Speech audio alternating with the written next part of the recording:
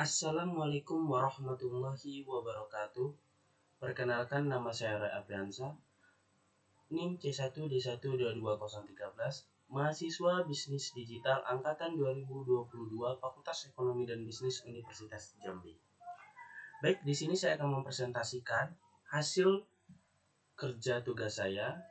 Sebelumnya saya ucapkan terima kasih kepada Bapak Bambang Purnomo, SEMM, sebagai dosen pengampu. Baik, untuk mempercepat itu langsung saja masuk ke materi yang akan dibahas. Jadi saya hari ini akan membahas mengenai Cyber Security Management, 5 kasus kebocoran perlindungan data pribadi, baik di dalam negeri maupun di luar negeri atau di luar negeri. Yang pertama ada kebocoran data BPJS Kesehatan 2022.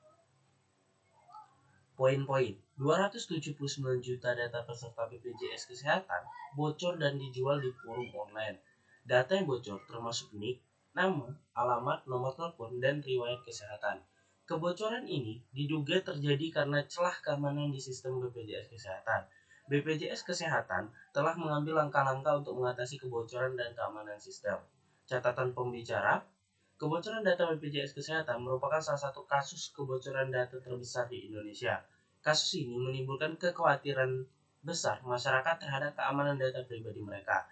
BPJS Kesehatan perlu melakukan langkah-langkah yang lebih komprehensif untuk memastikan keamanan data pesertanya. Yang kedua, ada kebocoran data Tokopedia 2020. Kita tahu sendiri Tokopedia adalah salah satu e-commerce yang cukup besar dan menguasai market di Indonesia. Yang pertama, poin-poin: 91 juta data pengguna Tokopedia bocor dan dijual di forum online. Data yang bocor termasuk nama, alamat, nomor telepon, dan email. Tokopedia telah melakukan investigasi dan menyatakan bahwa data yang bocor bukan berasal dari database utama Tokopedia. Tokopedia telah memperkuat sistem keamanannya untuk mencegah kebocoran data di masa depan. Catatan pembicara: kebocoran data Tokopedia menjadi pengingat bagi semua platform e-commerce untuk meningkatkan keamanan data penggunanya. Platform e-commerce perlu menerapkan standar keamanan yang tinggi untuk melindungi data pribadi penggunanya. Yang ketiga, ada kebocoran data Facebook 2021. Poin-poin: data pribadi 533 juta pengguna Facebook bocor dan dijual di forum online. Data yang bocor termasuk nama, alamat, nomor telepon, dan email. Facebook telah melakukan investigasi dan menyatakan bahwa data yang bocor berasal dari data lama yang dikumpulkan oleh pihak ketiga.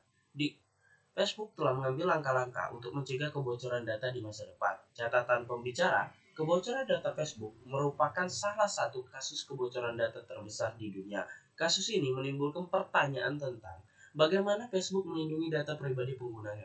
Facebook perlu melakukan lebih banyak upaya untuk memastikan keamanan data penggunanya.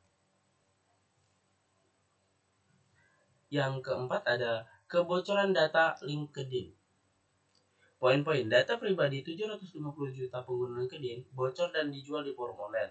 Data yang bocor termasuk nama, alamat, nomor telepon, email, dan riwayat pekerja. LinkedIn telah melakukan investigasi dan menyatakan bahwa data yang bocor berasal dari data lama yang dikumpulkan oleh pihak ketiga seperti Facebook tadi.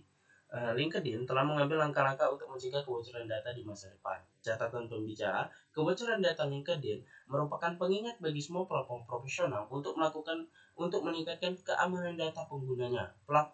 Platform profesional perlu menerapkan standar keamanan yang tinggi untuk melindungi data pribadi penggunanya.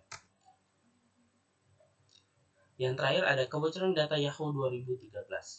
Poin-poin: data pribadi 3 miliar pengguna Yahoo bocor dan dijual di forum online.